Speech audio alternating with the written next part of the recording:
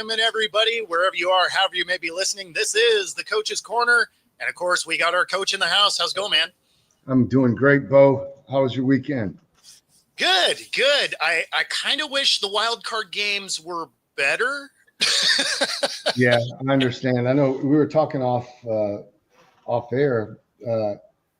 I was up in Charlotte for the American Football Coaches Association convention, and so unfortunately, where I was on Sunday, wasn't able to just lock in on the games, but I was aware of them, but probably didn't get a chance to really sit down and watch it the way I wanted to. But it was a good environment to be in, to have the games on. Put it that way.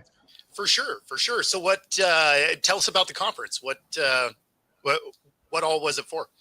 Well, it's an annual thing, and I mean, obviously, I've been going for a long time. I didn't go every year, obviously, but it's a chance for, just like any other professional convention. It's the American Football Coaches Association is the professional organization for coaches around the United States, really around the world. There were some international coaches there, and annually at the convention, and they kind of rotate it between several cities, between Dallas, San Antonio, Charlotte, Nashville. It's a chance to come see the latest equipment, any and all things football. They always have a tremendous lineup of speakers, and it's a chance to network and see friends, and it's a good time. But it's typically during this time of year, and it rotates, and it's only open to members of the American Football Coaches Association, which is open to anybody coaching who's a coach at all levels. So you have club, youth league coaches, high school coaches, all the way up to. You don't see many professional coaches because they're still in season, or their season just ended. I mean, the entire time I was in the NFL, I probably only had an opportunity where I could go. I think 1 year or 2 years, I was able to go. But certainly when I was coaching college, pretty much went most years. Yeah, I was going to say, college you'd have to, you'd have to miss a bowl game, right? Because otherwise you'd still. No, I mean, because except for the playoff teams that are in the playoffs, they're all there. I guess all the other ones are basically done. Yeah, the bowl games are done. Yeah, there's only the only two games left is National Championship and Senior Bowl. Yeah, and the Senior Bowl is coached by NFL coaches. Most of those All-Star games are coached by NFL staffs. Oh, okay, I got you. Right, which is kind of neat how they've done that, So it used to be the Senior Bowl, like the team with the NFL team with the worst record that don't get fired. That's how that's how it was. And so I mean, 1 year I worked it. I had spent the season with the Jaguars, and we literally, our head coach got fired, and I got hired in Detroit. My interview was on a Thursday. I accepted the job on Friday, and Sunday I had to drive to Mobile to coach in the Senior Bowl, and I didn't have a roster. I didn't know who was playing in. I didn't know any of the coaches on the staff. It was it was a crazy time. And if you know anything about coaching in all-star games, the absolute worst job to have coaching an all-star game is coaching special teams.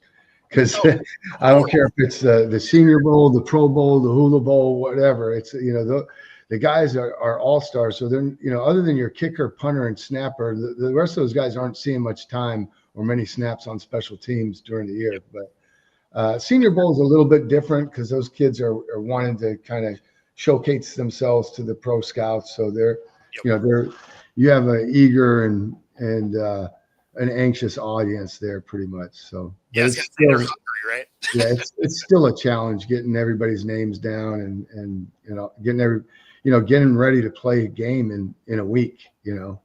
Yeah, that's where the painter's tape with the with the names Yeah. written. I mean, and everything you're doing in an all-star game, it's not, from offense, defense, and kicking, you have to install it too, right? I mean, Oh you're yeah. installing your offense, defense. It's not game planning so much as this is how we punt protect. This is how we punt return. This is how we cover kickoffs and kickoff returns, and obviously field goal and field goal block. Now the rules usually help you out a little bit, and the fact that the team you're playing's the same exact situation. So, but Oh yeah. they're fun things, just like the AFCA conventions and all. It was a blast. So we circled back. See how I did that? Brought it back to the Exactly. Yeah, no, it's going to be cool because I'm going to be working the Senior Bowl. So Are you really? Cool. Yeah. So, in Mobile? Yep. Yeah. Maybe, So maybe I'll take a couple days and drive out there and see you. Yeah, that'd be cool. Yeah, because I should be there for the entire week. So I got the full press credential for it. That's good. So well, the closer you get to the game, the fewer people you see. The first three, the first 2 days of practice, you're going to see scouts, coaches from every NFL team, and then by Thursday, it becomes a ghost town. Oh, are you going to actually stay for the game? Yeah, that's the plan. Yeah.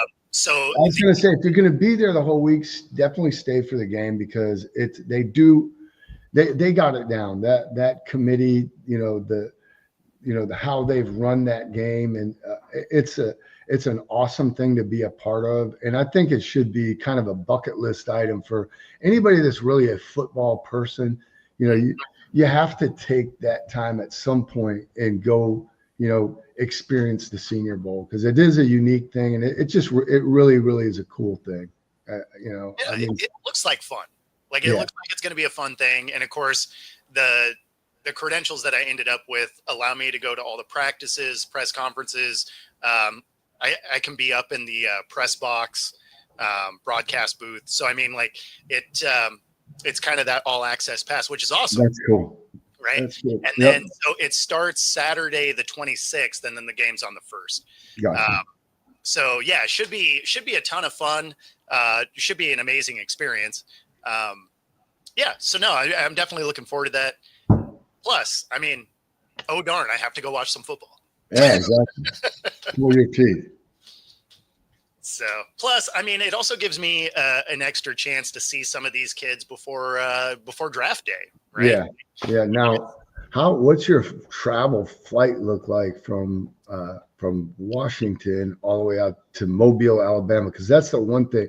Mobile is not the easiest place to get to. It's like you kind of have to try to be, and it's a great city. It is a tremendous. You have to go to Wenzel's and get seafood. Right? Okay. I'll give you the whole list, but there's some really neat spots there. So believe it or not, flying from here isn't so bad, because you're going to have a layover in Houston. Okay. And Houston is so when you're flying out of Seattle, because Seattle is inevitably, you're going to have a layover somewhere. Yeah. So, you're either going to end up in LA, in Phoenix, Denver, or Houston. Those are the 4 spots that you're probably going to land. There are, if I was going to Miami or something, obviously you can get a direct flight there. No direct flights to Mobile, though. That's not a real thing. So I was doing some Googling, right? Because I'm just like, okay, I don't really know anything about Mobile, but it's the size of one of our suburbs here in Seattle, right? So I mean, it's not like it's a big town. I knew that. So I'm like, okay, well, what are some things to see while I'm there, and things to do, whatever. And first thing that comes up is the Battleship Museum, right? Yeah, so that popped up. That was the main thing. It was like, yeah, look at this. And then the very next thing was a picture of a fountain, right? And it's not like some amazing elaborate fountain. It's something you'd find in a retirement park Yeah. everywhere, right? I was just like, man, that's the number 2 thing. And then like the third thing was just like a kid's park. I was just like, oh, okay, so this really isn't a big town. No, it's not. There are, you'll see this though when you drive through some of the like near downtown is kind of like some of the older neighborhoods and stuff. Oh, There's okay. some really cool, like turn of the century, homes they have to be, I want to say they got to be like over 100, 100-year-old homes. You'll see what I'm talking about when you get there. I got you. It's cool. People are really super friendly there. You're going to have a great time. So you go from Seattle, Houston directly into Mobile then? Yeah. Yeah. Okay. That's not bad. That's good. Shoot. Yeah. No, that's an easy flight path. Yeah. Yeah. So, I haven't booked that ticket yet. I'm still kind of checking to see, if there's a different layover that makes sense. Because the one thing good about layovers from Seattle is I know people in a lot of these cities. So it's like, well, do I have like a longer layover and have lunch with somebody I know in the town I'm flying through? Because I always feel a little bit bad. I'm like, yeah, I flew through your town today. Didn't see you, but I flew through. So I always kind of toy around with, well, if I fly in, do I make it like a 5-hour layover and like have lunch with somebody or something like that? How would you even do that though? Would you will they let you leave on will they let you leave the airport and then come back in? How does that? I've never done that. That's what he's doing. Yeah. So you definitely can, because you have a boarding pass. Gotcha. Right? So your baggage is booked. Right. It's getting transferred to the other plane. You'll have to deal with your carry-on. Right. Sure. So you bring But your carry-on. You take that out with you, and then what do you just go back through TSA with your boarding pass again? Correct. And same. Yeah. Okay. That makes sense. And then if you have the TSA pre-check, it's really not that big of a deal. Right. You go through relatively quick. The only downside is if you're flying through a city you've never been to, then I don't suggest doing it. You probably want to do it like the next time you go through so you have an idea what the airport is. Right. Because otherwise you can get outside the airport and I'm like, oh, I'm lost. Cool. Well, if that's the case, if you're meeting a friend, you got to have them meet you at the departing flights, drive you to wherever you're going to have lunch, and then drop you off at pick you up at arrivals, right? Go through that way and then drop you off at the departures. So I mean, my suggestion is, because generally if you're doing it, it's at a hub, right? Because it's a layover. Right. Eat at the airport. Yeah. Like, don't mess around. You're still going to have to go through TSA and everything, but then you don't want to have to worry about traffic. Like all of a sudden there's a car wreck, you miss your flight. Like, it takes some of the variables out. Yep. But it's, but no, I'm looking forward to it. That'll be a great experience. It'll be a lot of fun. I'm excited for you. First time Senior Bowl. It'll be cool. Yeah. Never been to Alabama, actually. Been to Florida, but never had a reason to land in. Mobile's I like Mobile. I think it's a good place.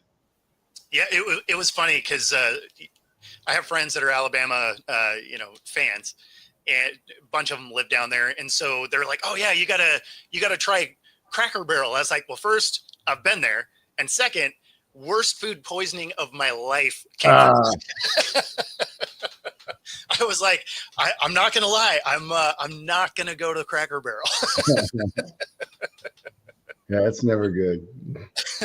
Never good. That being said, we should break down some film here. Sure. And, this one, it was unique because we hadn't seen it since 1976. Incidentally, the Chargers were the last one to do it. So yeah, isn't that wild?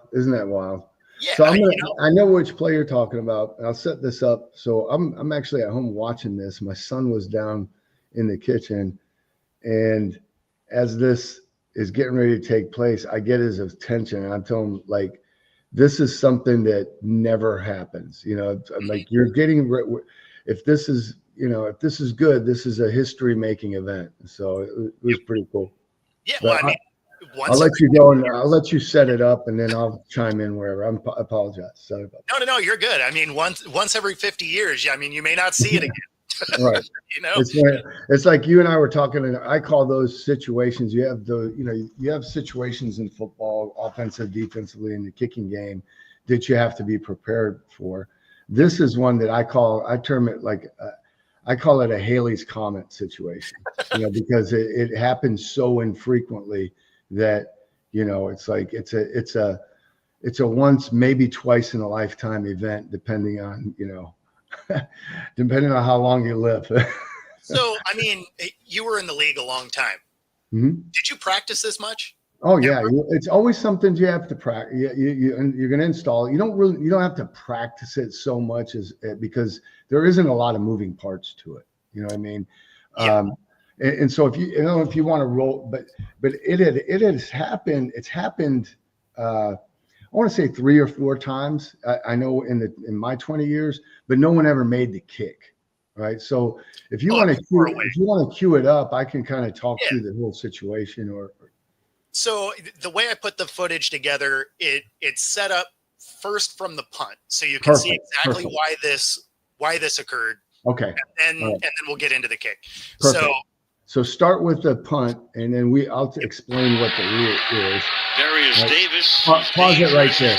Pause it. Yep. All right. So, just for everybody, look at the clock. There's 6 seconds left in the first half. So, Denver's punting. All right. The Chargers are on punt return.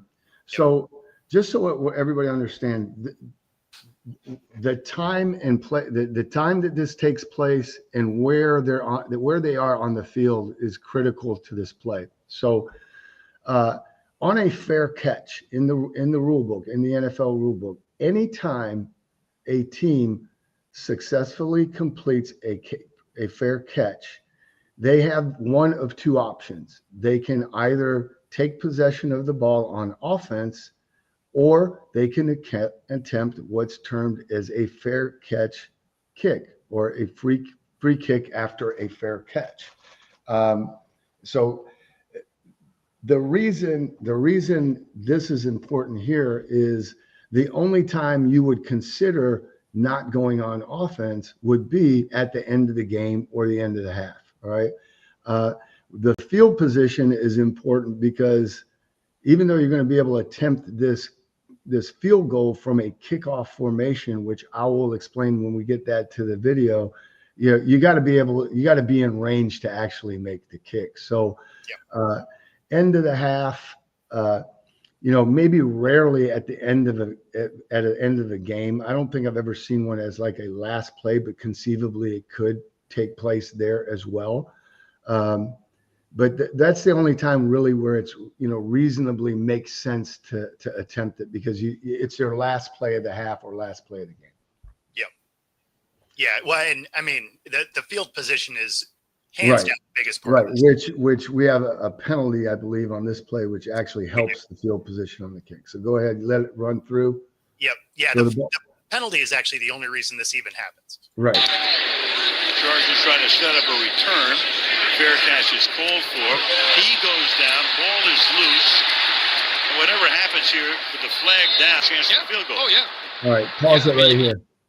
So you're right. So if he had made this catch, the ball was going to be back on the 40-yard line. Not to say that they wouldn't attempt it from there, but that would be a 60, 70-yard kick just to get it to the back of the end zone. Exactly. Plus what? So potentially still makeable. But there's a couple other things that I'll explain. What happens here on this there's no halo rule in the NFL for the punt returner, but what the punt returner has is first access to the ball. So the call, if a coverage player, the defensive player, impedes the returner's path to the football. So if you see this, like he makes contact, but it doesn't even have to be contact. I just have to be in between where the ball is coming down and the returner for this to be a foul. There was minimal contact here, but he did, prevent him from being able to get to the ball. So this was either a fair catch interference or just illegal contact penalty. They both carry 15-yard fouls, so it didn't really matter what they called. But you can go ahead and let it play through. Terry, what are you seeing here? It is fair catch interference, and it's a 15-yard penalty. We'll get an untimed down, and LA will have two options. They can either snap the ball or they can do a free kick for a field goal, which we haven't seen. Toss it again there. So this is commonly known as a free kick, but in the rule book, it's called a fair catch kick or free kick after a fair catch. Yeah. All right. So go ahead and let them finish explaining this. Forever. We just crazy things are going to happen here. So because time ran out, Right. you get an untimed down, you can't finish the half or the game on a defensive penalty. Correct. The other thing that's unique about this formation is because it's on kickoff, you get it at the line of scrimmage. You don't have a snap to do. Correct. So what a fair catch kick or free kick is this is a field goal attempt, right, from a free kick formation. So punts and field goals in the rule book, those are called, quote, scrimmage kicks because they happen from the line of scrimmage. A kickoff is a free kick because it's, from the 35-yard line, kicked off the tee. Now, in this instance, right, because they are attempting a field goal, the one difference in this is you notice that there's a holder out there because you're not allowed to use a tee in this situation. Because we're trying to kick a field goal, it has to be kicked off the ground. But there's absolutely zero chance of a block here, right?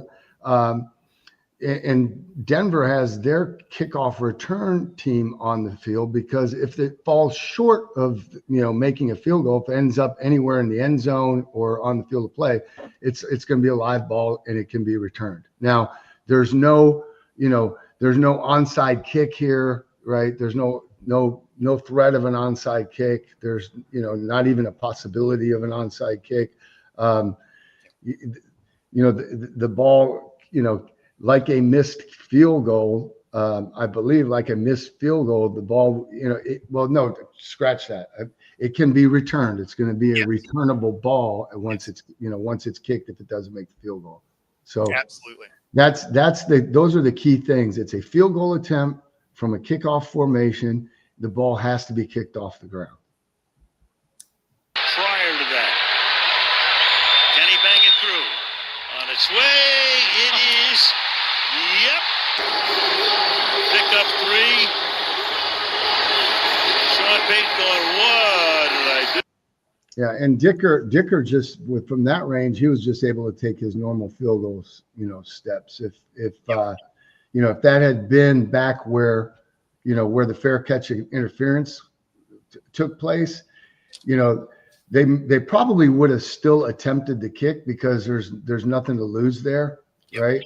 Or you cover one more kickoff, big deal.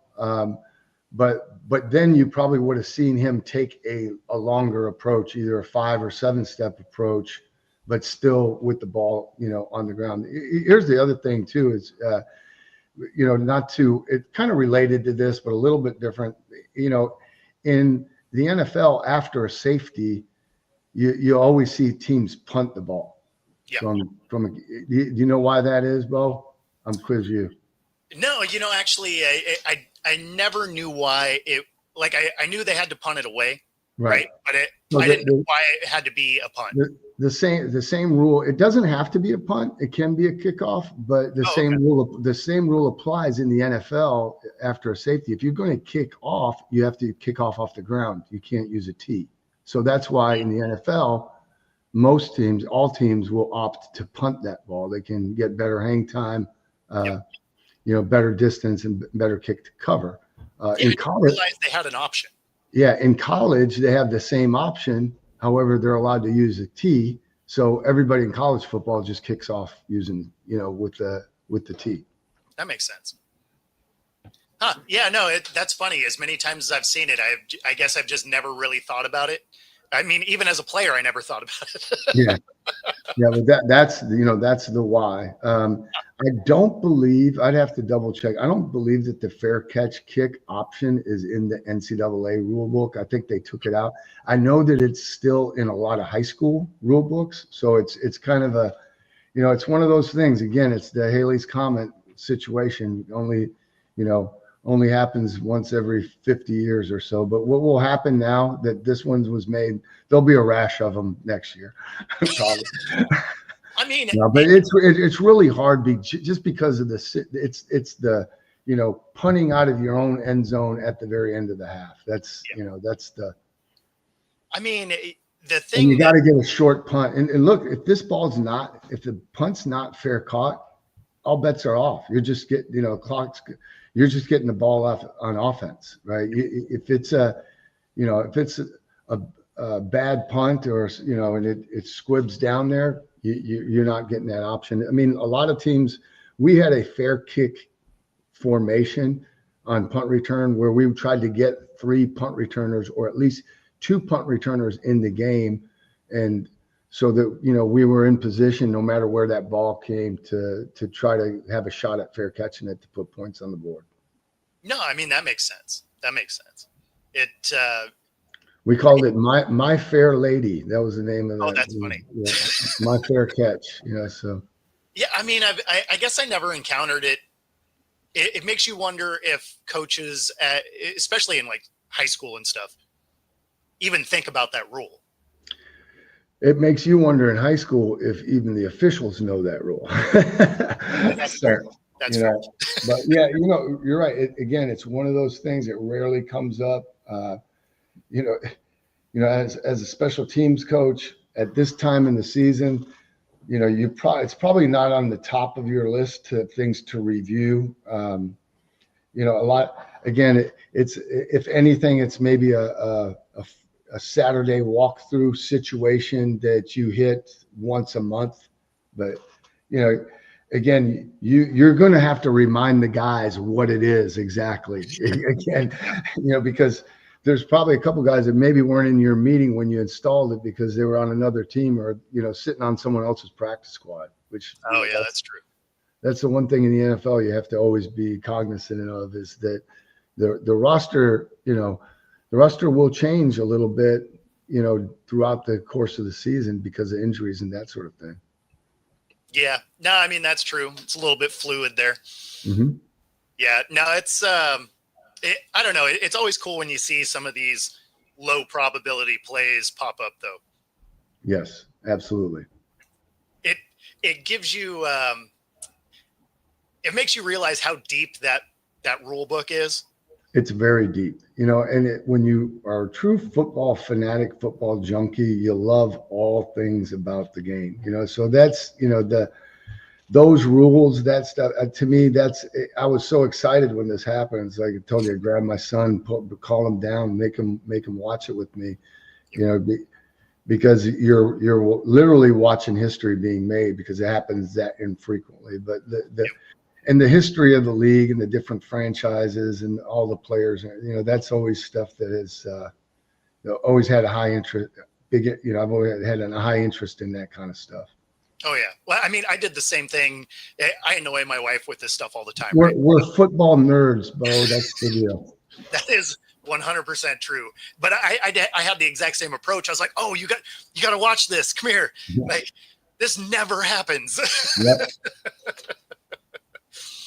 Yeah, no, and she's like, okay, what's special about it? It's like, well, I mean, nothing really, but like, it's never a thing.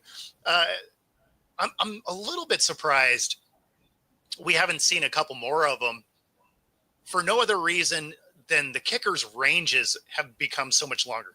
Like when you think back to, when the 62-yarder was the record forever, right? And then over the last couple of years, it's been reset like 5 different times. Yeah. So it's funny to see how much further these guys can kick. And that's from scrimmage, right? So you would imagine in a situation like this, there's a couple of legs out there that probably hit from almost 80. Well, if you let them use the tee, Oh, for sure. You're absolutely right. I mean, there's a lot of guys that they kick them through, from kicking off from the 35 on a regular basis. So it's the ball being on the ground, and then, for a kicker, the mechanics, like I said, anytime with this, if he could use his normal kicking approach, that's ideal, because even a 5-step approach or a 7-step approach, which they might use on a kickoff, it's still going to be different because the ball's on the ground. That inch of the ball being, that inch of the ball being up off the ground elevated is huge. And if just for everybody, so they know, I say an inch because that's the maximum tee height allowable in the NFL. College, I think, is 1.5 inches. I think high school is 2. So. Yeah, some of those high school tees are pretty tall. Yeah, they're tall for kickoff tees. So it's it is a neat thing. Well, but I mean, Tucker, he practices off of his off of his holder from 7. Sure. Right. So I mean, feasibly with nobody. I would say that the other part of that, it's a couple. There's a couple reasons why. Number one, I kind of hit on that the situation doesn't come up that often. There aren't that many backed up punts. Punting from inside, when the punter's standing in his own end zone, you don't see that. I mean, it happens obviously, but when you're on offense, and you're backed up like that, that's your number one priority. Is like, look, we got to get this ball out at least past the 5-yard line so that so we're going to have our normal punt operation, because what happens too, when you're punting backed up like that, say you're inside the 5-yard line, punting out of your own end zone, you're having, as a team's coach, you have to be cognizant of your splits, probably tightening your splits down. There isn't the normal distance between the snapper and the punter, which means the spot where the ball is punted from is going to be closer to the line of scrimmage. Sometimes you're asking the punter to shorten his steps a little bit, once it's out across the 5 and they can use their normal alignment, normal technique, normal steps, these punters, that's the other part of this. These punters have gotten very, very talented, nowadays too, and they can bomb it. And in that situation, again, typically coming out deep out of your end zone, you're telling your punter that we don't need as much hang time on this, right? We want to make sure we drive the ball. Our goal is to have the opponent start their next possession on the other side of the 50. So for sure. And then of course, you still have to have this be the last couple minutes or last couple seconds of the game, because otherwise you're going to take over on offense at the plus yardage, and you're trying to score. You're not trying to just get a free kick. Right. And again, it's only the option is only available to you after you successfully execute a fair catch. So if the ball hits the ground or it's returned, then you no longer have the option to attempt that. Yeah, I mean, I guess in that scenario, I mean, it wouldn't be a free kick anymore, but I mean, it could be the first down field goal attempt if you wanted to in that scenario. Sure. So I mean, but not that really ever happens either. Right. Yep. But yeah, no, just an interesting thing that you just really never see. So it was pretty cool to have that pop up this year.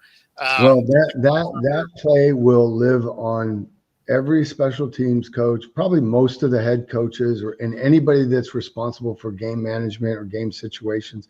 That clip's going to live in their cut-ups until another one happens. You know what I mean? So now, you'll be, if you're a special teams coordinator in the NFL, you're going to use that clip to teach off of when you install that situation come training camp next year, and guarantee you that all 32 teams, probably sometime the following week, they all watch that. The special teams coaches would all watch that to review that situation, because again, it rarely happens, and it's an opportunity again to review the situations and the mechanics of how you want to execute in that situation.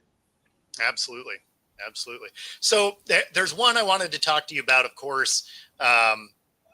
just because it made me nervous, and I'm not a coach, was the nervous ticks that we watched with before. Zane Gonzalez.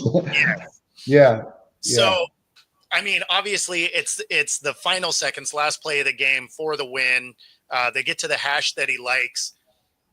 They've gone through 6 different kickers this year. The last time he had a shot was in preseason. So, I mean, like, there's a lot of chaos around this situation. Unfortunately, I don't have the clip, but he reset his sock before putting on his shoe probably 40 times, and then almost literally put every piece of hair on his head in place to put his helmet on. That level of nervousness, I would imagine, as a head coach, special teams coach, also makes you nervous that he's going to make this thing. Of course, it goes through, but he clangs it off the upright, off the opposite side. So, I mean, it was a ridiculous drag. If they didn't move the ball, it's a miss. Sure. Yeah. A couple comments on this. First of all, yeah, it made me nervous just watching it on television. But in Zane's defense, like, I don't know him, I don't know what his look, high performers, right? High performance players, which these guys are, right? They're everything's about routine, and whether it's your weekly routine, this is what I do on Monday, Tuesday, Wednesday. All right. Your pregame routine. This is how many kicks I take, all the way down to your pre-kick food. Yeah. What you eat, your pre-kick, and then your pre-kick routine, so if that is along the lines of what he typically does normally, whenever he's getting ready to kick a field goal, then there's nothing odd about it. Right. So I didn't get the feeling with that because of, especially with the sock deal, but so I would bet he does once, right? Like he probably gets the seam just right, puts his shoe on, right? And he probably does kind of do this and then put his helmet on. But I think the moment was so big, there was so much writing on it. It was the first. Right. He felt something on that sock, and it entered in his mind. It got in his mind, and the only way, if he didn't do something with it right then and there, then he probably, it probably would have been worse, because his mind would have been on that. You know what I mean? That's what I was going to say. He would have been so hyper focused on his foot, he'd have probably Charlie Brown the ball. Right. But like I got asked this, I think it was at the convention. And I'll tell you who asked me was a guy that we've had on the show, Dan Lundy from Fort. So Dan was like, and he already knows the answer. He's a kicker. He's like, as a special teams coordinator or as a head coach, were you, did you ever say anything to your kicker, prior to sending him out there? And I'm like, hell no. I don't want anybody talking to him. You know what I mean? That's like somebody coming up to you and giving you 10 coaching points before you hit before you attempt a 20-foot putt that you have to make, right? And it's like, you don't want to, you don't want to hear all that stuff. You know what I mean? And then the majority of the time, it's all well-intentioned, right? You have people, trying to pump them up, encouraging them, hey, we believe in you, all that stuff. But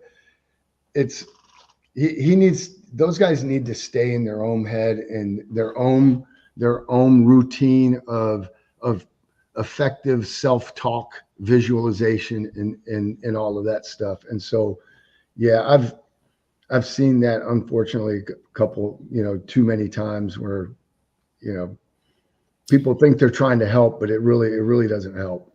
Yeah, no, I mean, I get that. So like as a DB, you would have never wanted somebody to come and be like, hey, you need to adjust your footwork ahead of this receiver on this play. It's like, you're already burned. The play hasn't been snapped. Right. Yeah. And I mean, like for me, the practice reps have been because this is a technique, right? It's not a game adjustment, right? It's not like, hey, hey, next time, Bo, you're going to take the flat and I'll go, I'll rob the curl, right? This is something that he's got literally millions of or at least hundreds of thousands of repetitions doing, right? So yeah, because I mean, it'd be one thing if you came out to that DB and you're like, hey, on this guy, shade the outside. Sure. That is something you can do in game. If they're like, yeah, change your footwork, you're like, yeah, that's never gonna happen. Like, right. And I feel like that would be what would happen to a kicker if you went out there and disrupted it. Like, you don't do that the rest of the time, and you do it this time, you might make him miss that kick. Right. I don't know. But what it does is you're not going to make him miss a kick, but what you're doing is you're interfering in his normal routine and of his thought process and what he wants to be or what he's trained himself to be visualizing and saying to himself in his head before he gets ready to go out there and do his job. Yeah, no, absolutely. It, I don't know. I just, the whole time I was watching it, I was like, man, I am nervous for this guy. And then, to take it the step further, say he does shank that thing, which again, he was only a couple inches away from doing. Then you get into overtime. I feel like confidence is low. Yeah, absolutely. Like, because then he was that much in his head already. Sure. Now you're in an even bigger situation. Right. All of a sudden, well, that's the thing. That's the thing that you always, right? You worry. You're always concerned about that as a coach not with just individual players, but with teams as well or units.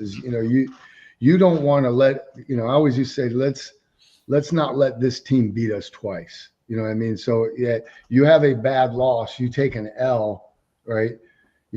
You have to make your corrections and move on, because you've got another opponent. You can't stay in the past and hang on that one too long.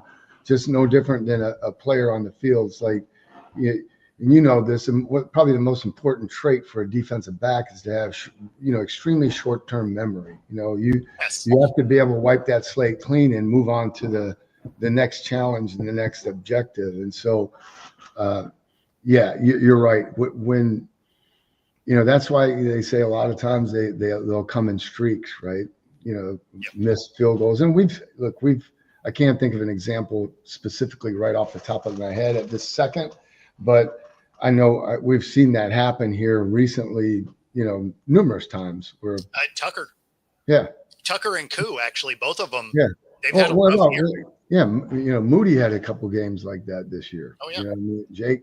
And I like Jake a lot. Mm-hmm. You don't because you're a Seahawks fan. Yeah, I mean, I can appreciate a good player. Yeah, I like Jake Moody because I recruited him out of high school. He didn't come to Central Michigan. He went to University of Michigan, but he's still a really good kid. I'm so great family, and I'll always be a Jake Moody fan. Yeah, no, it's funny you say that. You should have a short-term memory. Our championship year, the one touchdown I gave up was in the championship game. I had good coverage on him. He made this miraculous one-handed catch. And where my coverage was bad is it was in the back corner of the end zone, and I didn't push him out. I made a play for the ball. Gotcha. I missed the ball. He got a one-handed catch, landed in bounds, touchdown. That one stuck with me because what I would never make the mistake of doing again is using the sideline as my secondary. Most of the time I'm with you. It immediately out of my mind. That one stuck with me from that moment forever. I was so mad at myself from that one. I can see that. Yeah. We still won. So, that's the important thing. That's what winning is. Winning's the best elixir for everything, because if you're going to make mistakes and have to learn from it, hopefully it doesn't at least cost you a game. Yep. Yep. Nope. Definitely. And I played angry the rest of the game, right? Like I was there to remove your helmet on every hit. Yep. I was like, you got a point. Everyone else is going to pay for it. Yeah. No, yeah, some of those moments, they hang with you. For sure. Oh, man. So the Vikings failed miraculously. Mm-hmm. Understatement. What happened to that offensive line? I mean, don't get me wrong. Darnold contributed to the problem, right? He started getting happy feet. He got sacked 9 times, though, so having happy feet makes sense. But that offensive line was just a turnstile.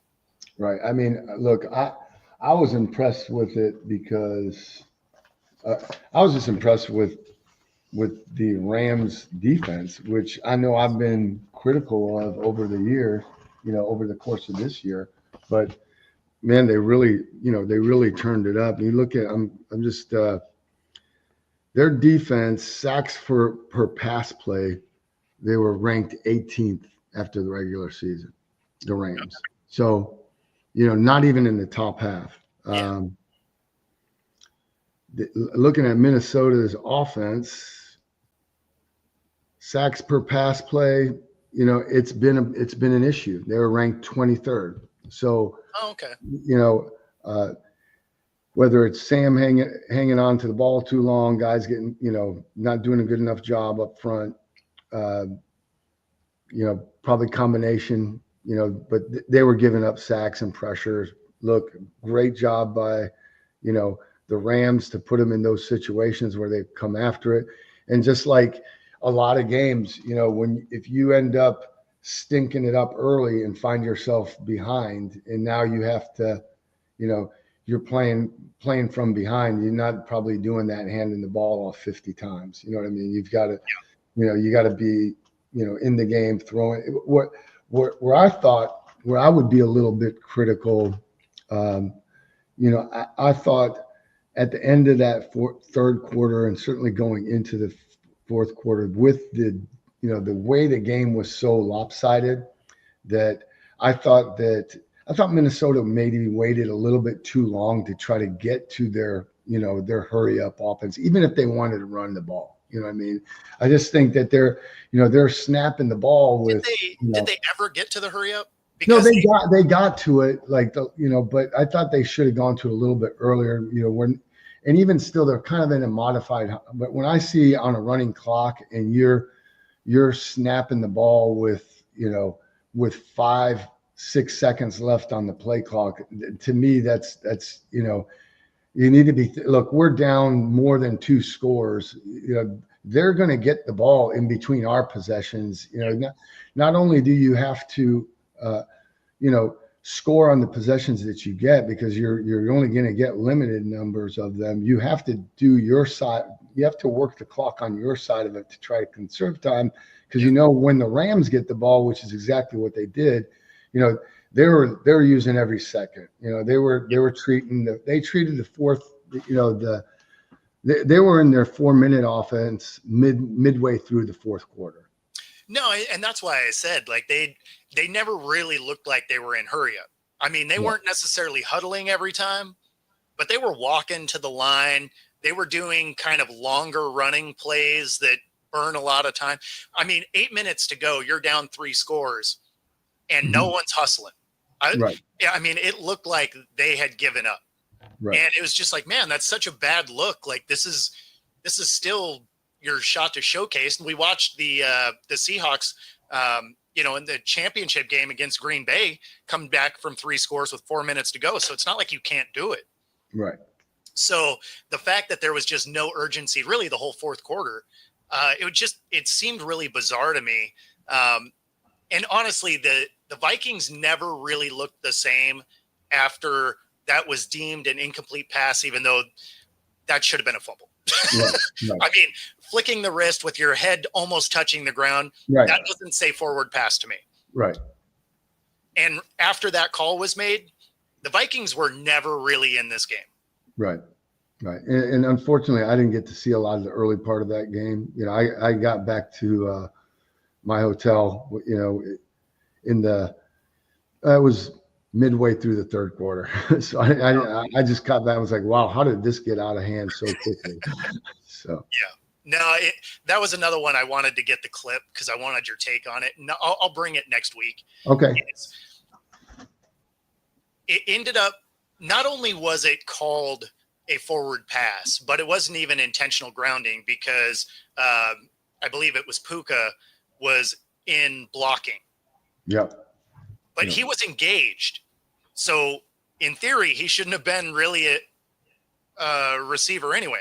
Right? Yeah, like, but the rule only states it has to be a receiver in the vicinity. You know what I mean? If it's an eligible number, you're good. Technically it's an eligible number. Yeah. You don't. You just have to have the awareness to get the ball somewhere where to check the box on the rule. You know what I mean? If Pakua's, if it's the same throw, Pakua's wearing a 70 number, then it's. That's a flag all day. Yeah. No, it was just I don't know. It felt like they did Minnesota dirty right there. Yeah. Look, you know, we have practice situations where, you know, like the holder on field goal, right? You have, you know, now most of the time you're taking the clock all the way down, you know, but one of the advantages, if you're at the end of the game or end of the half, and you're kicking a field goal, you know, that's not on fourth down. If you're attempting a field goal at, you know, on third down, and rather than let the, you know, clock run down to 4 seconds, you know, which they say on a field goal, on any field goal attempt, at least the minimum amount of time that's going to run off the clock is 4 seconds, right? Yep. So that's why everybody gets it down to 4. And it's, you know, you're going to live with the result. Yep. If for whatever there was a stoppage, say you had 10 seconds and it's third down and you get a bad snap, we would practice that with the holder. Yep. Where he would clock the ball at the feet of one of the wings in field goal protection. You know, yep. That just you'd have to, you know, you'd have to stand up with it, but get it thrown, you know, into the ground at one of the wings to then be able to line up on fourth down and try to do it again. Now, yep. I realize how this sounds, but this is how we are as coaches. Like that may never, ever happen, but you've covered it and you practiced it. And if it comes up in this game, you've seen it covered that way, yep. Or, you know, played that way. And you're not telling the kicker because you're not talking to him. Right. Yep. But you're telling the holder, look, it's third down. We have 7 seconds. If this is a bad snap and you don't like it, all right, you get up and you clock it. Don't try to run it. Don't try to throw a fire call. Just get it incomplete as quickly as you can. And we should have enough time to, you know, to try it again from the same spot. You know, what is interesting is, you know, usually when you are practicing that, it's because it's a low snap, it skips in, something like that, right? I don't know if you've noticed this, but I noticed this over the last couple of years. Your long snappers are missing high. Like you don't see anybody miss low anymore. I haven't seen a skipped in snap in, like I can't remember the last time I saw one. But you've seen some of these sail. I mean, you've seen some of them sail over your punter. Yeah. That guy is way back there. Right. I mean, it's like, what is the change? Because I remember, you know, years ago, you'd see one skipped in once a week, almost. And again, I just go back. I think that, you know, if you win a snapping job in the NFL, you're really good at what you do. And you know, the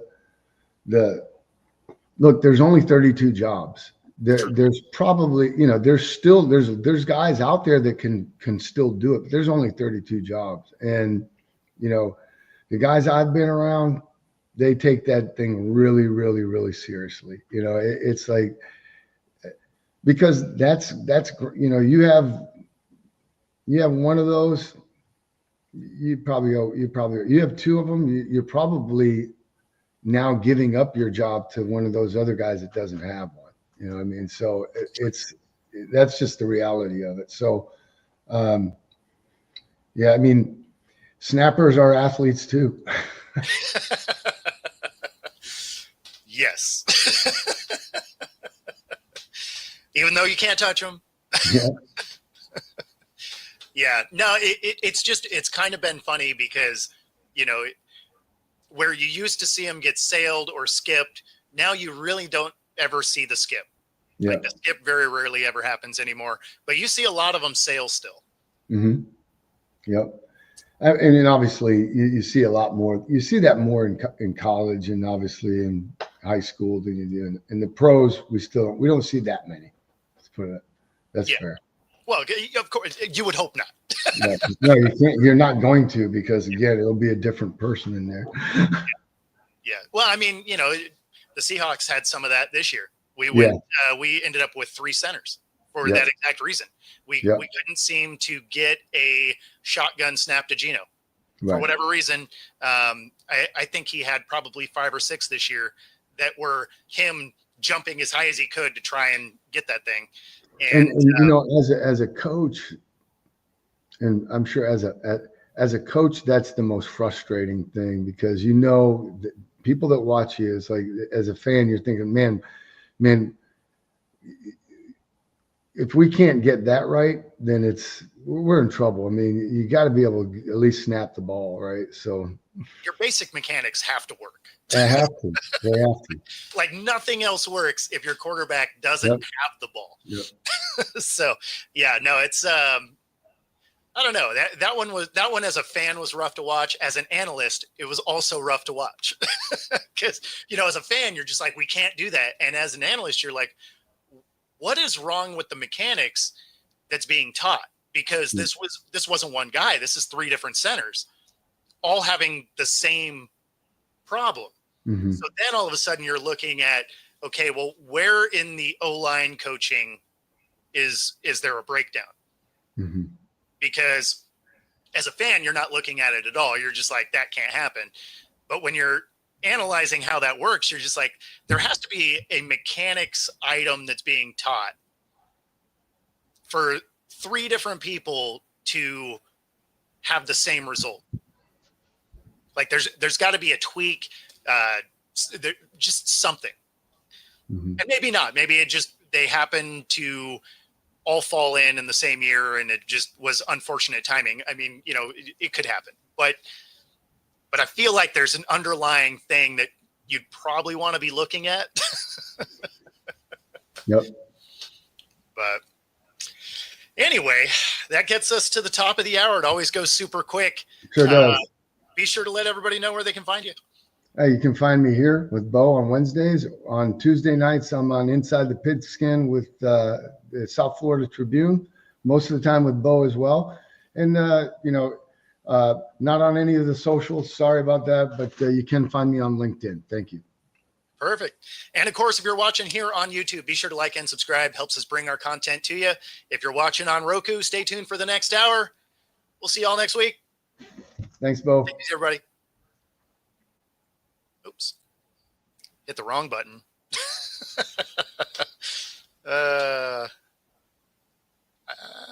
Okay.